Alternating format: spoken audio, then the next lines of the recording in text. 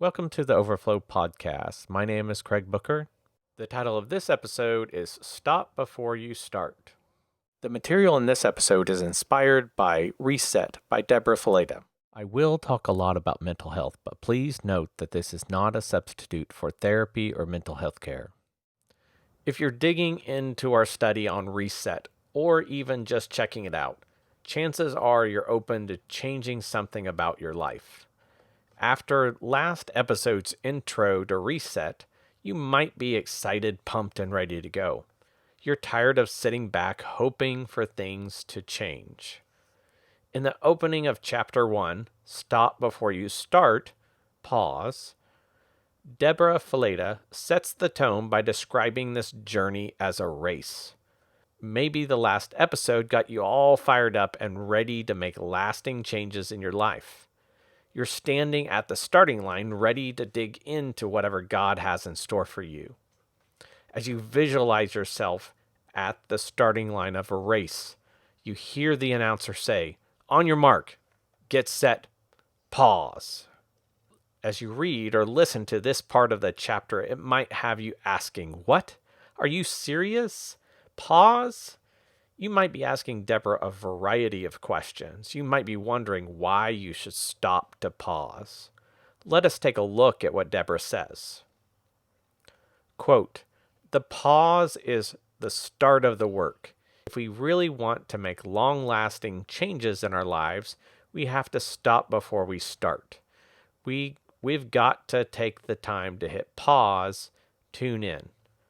We've got to stop and listen to what God is saying, what He wants to do, and where He wants to take us. We've got to stop and make sure we're in step with Him before we go, because He knows best who we are, how we're doing, what we need, and what it looks like for us to run this race well. We have to stop so we can start well." End quote. Tuning out to tune in. As we continue on with the chapter, Deborah tells a story about sleep. Not just sleep, but also the common practice of falling asleep while the television is on. Maybe you have found yourself doing this as you lay in bed late at night. The sound of the TV is still there, but somehow you manage to tune it out as you fall off to sleep. Have you ever stopped to think about what goes on when this occurs? When we sleep, our bodies relax, but our brains are still active. When we fall asleep with the television on, our brains still process the noise from the TV.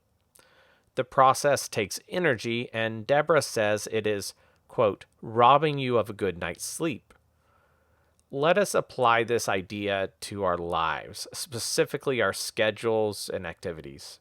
In the chapter, Deborah says there are two types of noise or activity that prevent us from focusing and being attentive. Those two types of noise are outer noise and inner noise. Outer noise. This type of noise is the obvious one, the dinging of notifications on your phone, music playing in the background from your phone, or coworkers talking near your desk. Some of these are easily quieted, while others might take more intentional effort. Noise-canceling headphones can help tune out the noise from neighboring coworkers or loud noises outside your window, but sometimes removing yourself and relocating to another room is a better solution. When we take time to pause, we are intentionally stopping to tune out so we can tune in. Inner noise. Perhaps the more challenging type of noise to quiet is inner noise. This can be a variety of things, but can include your seemingly never-ending to-do list. It could be a conversation you continue to replay in your head. It could be the doubts or worries that you can't seem to let go of.